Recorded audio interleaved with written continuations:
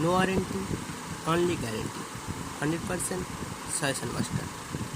আজ নিয়ে এসেছি ক্লাস 7-এর second unit test 2024 geography suggestion. প্রথমে 1 নম্বর টিকা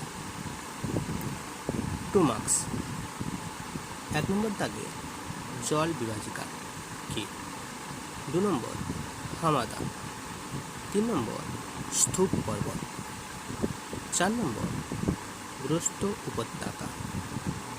5 নম্বর দোয়া। 6 নম্বর লোয়েস সমভূমি। 7 নম্বর টেবিল ল্যান্ড। 8 নম্বর ব্যবিচ্ছিন্ন মালভূমি। 9 নম্বর ওয়াদি। 10 নম্বর বদ্বীপ। 11 নম্বর খাড়িকি। 12 নম্বর আগ্নেয় শিলার বৈশিষ্ট্য। 13 নম্বর নদী অববাহিকা। 14 নম্বর পাললিক শিলার বৈশিষ্ট্য। 15 নম্বর আর্ক। 16 নম্বর অন্তর্বাহিনী নদী কাকে বলে। 17 নম্বর মাটির উপাদানগুলি কি কি। 18 নম্বর রেগুলার কি। আর 2 নম্বর শেষ কোশ্চেন 19 নম্বর টারবিন কি। তারপর নিয়েছি 2 নম্বর সংক্ষিপ্ত প্রশ্নগুলির উত্তর দাও। 3 মার্কস। 2 এর দাগে 1 কোশ্চেন চিত্রসহ অশ্বক্ষেত্রী হ্রদ কাকে বলে। 2 নম্বর গিরিখাত ও ক্যানিয়নের পার্থক্য লেখ। 3 নম্বর বহুমুখী নদীর পরিকল্পনার উদ্দেশ্যগুলি কি কি।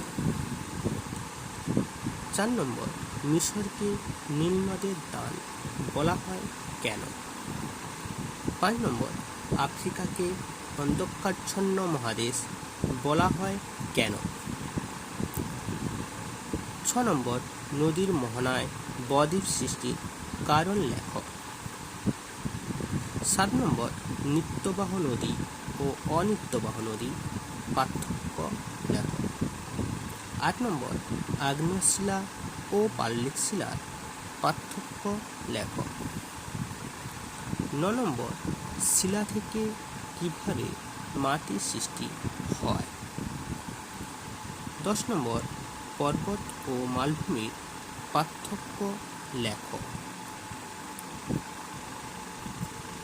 11 নম্বর পাললিক শিলার জীবাশ্ম দেখা যায় কেন।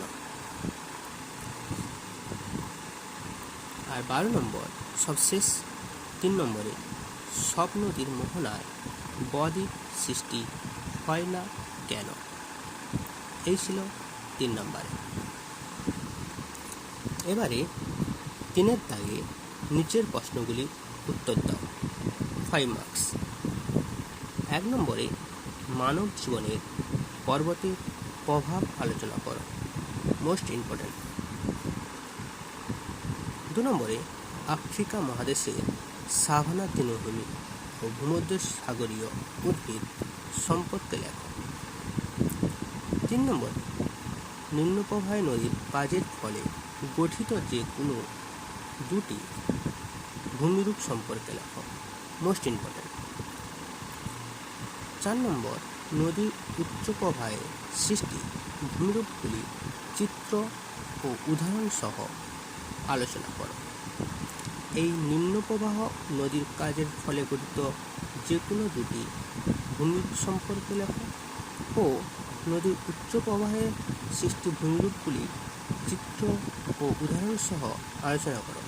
এই দুটোর মধ্যে যে কোনো একটা থাকবেই। 5 এর দাগে নীল নদের অববাহিকায় অঞ্চলে মানুষের জীবনে নীল নদের প্রভাব সম্পর্কে লেখ। 6 নম্বর মাটির সৃষ্টি নিয়ন্ত্রকগুলি কি কি? মাটির সৃষ্টি প্রক্রিয়াকে এরা কিভাবে নিয়ন্ত্রণ করে? এই ছিল 5 নম্বরে মোস্ট ইম্পর্ট্যান্ট কোশ্চেনগুলো। এরপর জানিয়ে রাখি, কারোর কোনো বিষয়ে প্রবলেম থাকলে সে বিষয়ে সাজেশান দেওয়া হবে, শুধুমাত্র কমেন্ট করে জানালেই হবে।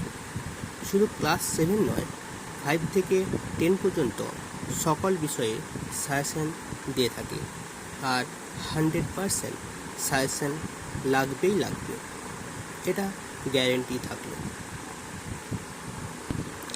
আজকে যেই কোশ্চেনগুলো দিলাম সেই কোশ্চেনগুলো উত্তর যারা পাবে না, বই থেকে বা সহায়িকা বই থেকে যে কোশ্চেনগুলো উত্তর, সেগুলো কমেন্ট করে জানাবে, আমি উত্তর দিয়ে দেব।